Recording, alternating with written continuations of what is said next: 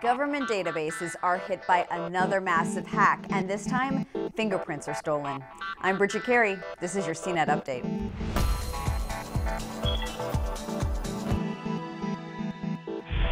It's easy to become desensitized to hacking reports and data leaks these days, but the latest government data breach isn't your standard hack.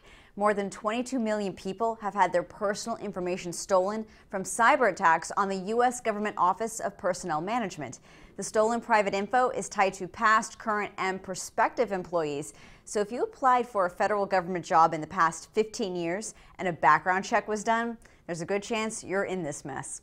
This time it went beyond stealing social security numbers. It also included health and financial history, info on these employees' neighbors and spouses, along with more than 1 million people's fingerprints. These are fingerprints of people who needed government security clearances. Losing fingerprints is a big deal. Just like you see in the spy movies, people can make synthetic prints to trick a security scanner, and that means fingerprint scanners are now compromised. This trick can even be done to fool the iPhone's fingerprint scanner.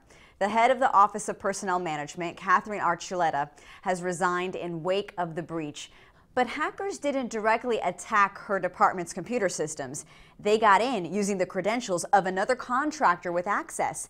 Hackers go after the outside people with the keys. Remember the massive Target credit card breach? Those hackers got in the computer systems through a company that had security access to building ventilation systems.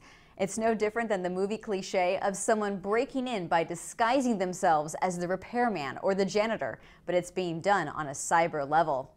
Well, let's change topics to something lighter. How about smartphones? We could see the next big Samsung smartphone unveiled sooner than usual this year.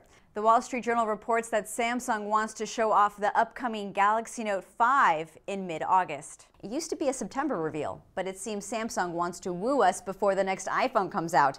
After all, iPhones are now as large as the Notes, and for a brief time last year, Apple was outscoring Samsung in market share. And speaking of new products, there's some buzz that Apple may update some of its iPods, maybe as soon as Tuesday. The report comes from the French tech blog iGeneration, which has some credible source leaks in the past.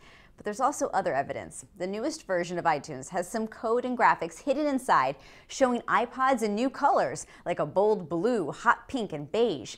And look closely at this discovered graphic. See the date on the calendar? Tuesday the 14th? Could that be this Tuesday? Coincidence?